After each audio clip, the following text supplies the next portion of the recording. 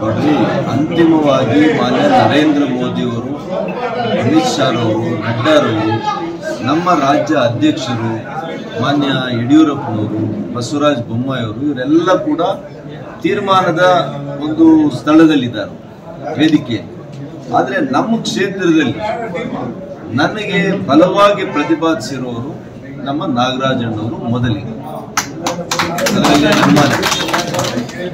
ಬಹಿರಂಗವಾಗಿ ನಾನು ಸುಧಾಕರ್ ಜೊತೆ ವೇದಿಕೆ ಹಂಚ್ಕೊಳ್ಳಲ್ಲ, ನಾನು ಮತ ಪ್ರಚಾರ ಮಾಡಲ್ಲ ಅಂತ ಹೇಳಿದ್ದಾರೆ. 2-3 ದಿವಸ ಇದೆಲ್ಲ ಅವರು ಬೇಸರದಲ್ಲಿ ಇದ್ದಾರೆ.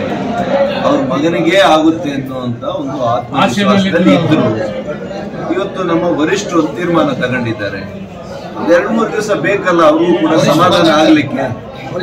ಅವ್ರ ಜಾಗದಲ್ಲಿ ಇದ್ದಿದ್ರು ನಾನು ಈ ರೀತಿಯಲ್ಲಿ ಮಾಡ್ತಾ ಇರ್ಲಿಲ್ಲ, ಆದ್ರೆ ಮನೆಯಲ್ಲಾದ್ರೂ ಇರ್ತಾ ಇದ್ದೆ. ಒಂದು ಬೇಸರ ಪಟ್ಟು, ಯಾಕೆಂದ್ರೆ ಪಕ್ಷದ ಸಿದ್ಧಾಂತ ಮುಖ್ಯ.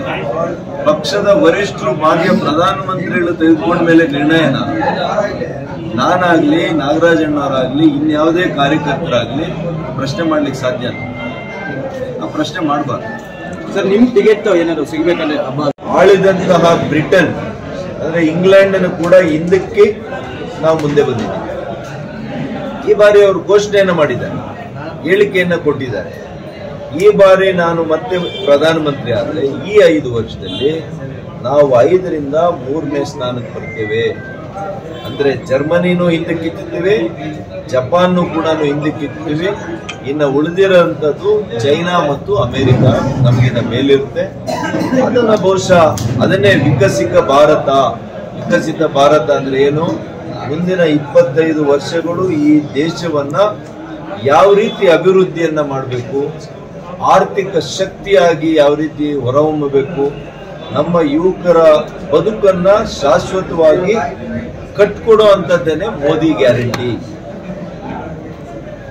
ಇದು ಕಾಂಗ್ರೆಸ್ಸಿನ ಸುಳ್ಳಿನ ಗ್ಯಾರಂಟಿಗೂ ಮೋದಿ ಗ್ಯಾರಂಟಿಗೂ ಏನು ವ್ಯತ್ಯಾಸ ಅಂದ್ರೆ, ಕಾಂಗ್ರೆಸ್ಸಿನ ಗ್ಯಾರಂಟಿ ಒಂದು ಕೈಯಲ್ಲಿ ಕೊಟ್ಟು ಇನ್ನೊಂದು ಕೈಯಲ್ಲಿ ಕಿತ್ಕೊಳ್ಳುವಂತ ಗ್ಯಾರಂಟಿ ಆದ್ರೆ, ಯಾವುದನ್ನು ಕಿತ್ಕೊಳ್ಳದೆ ಶಾಶ್ವತವಾದಂತ ಬದುಕನ್ನ ಅವ್ರ ಕಾಲ ಮೇಲೆ ಅವರು ನಿಂತು ಸ್ವಾಭಿಮಾನದ ಸ್ವಾತಂತ್ರ್ಯದ ಬದುಕನ್ನ ಕಟ್ಟುವಂಥದ್ದು ಮೋದಿ ಅವರ ಗ್ಯಾರಂಟಿ ಆಗಿದೆ. ಇಡೀ ದೇಶ ಮೋದಿ ಗ್ಯಾರಂಟಿ ಮೇಲೆ ಹೆಚ್ಚಿನ ನಂಬಿಕೆ ಇದೆ ಬಿಟ್ರೆ ಕಾಂಗ್ರೆಸ್ಸಿನ ಸುಳ್ಳಿನ ಗ್ಯಾರಂಟಿ ಬಗ್ಗೆ ಇಲ್ಲ. ಹಾಗಾಗಿ ನನಗೆ 100ಕ್ಕೆ 100ರಷ್ಟು ವಿಶ್ವಾಸ ಇದೆ. ನಮ್ಮ ಜನರು, ಕರ್ನಾಟಕದ ಜನರು ಕೂಡ ವಿಶೇಷವಾಗಿ ಕಳೆದ ವರ್ಷದಲ್ಲಿ ಏನು ತೀರ್ಮಾನ ತೆಗೆದುಕೊಂಡಿದ್ರು ಅದಕ್ಕೆ ತದ್ವಿರುದ್ಧವಾದಂಥ ತೀರ್ಮಾನ ಆಗುತ್ತೆ. 25ಕ್ಕೂ ಹೆಚ್ಚು ಲೋಕಸಭಾ ಕ್ಷೇತ್ರಗಳು ಭಾರತೀಯ ಜನತಾ ಪಕ್ಷದ ಮತ್ತು JDSನ ಮೈತ್ರಿ ಪಕ್ಷಗಳು ಅಭ್ಯರ್ಥಿಗಳು ಗೆಲ್ತಾರೆ.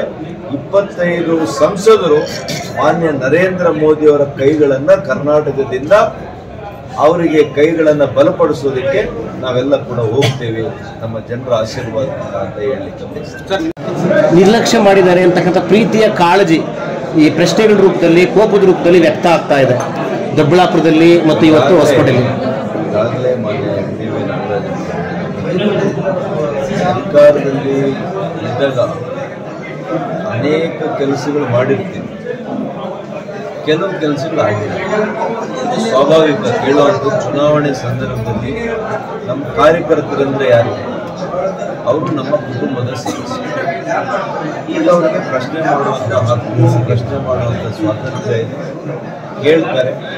ಅದನ್ನು ನಾವು ಕೂಡ ಅದನ್ನು ಸಕಾರಾತ್ಮಕವಾಗಿ ಸ್ವೀಕಾರ ಮಾಡಿದ್ದೇವೆ.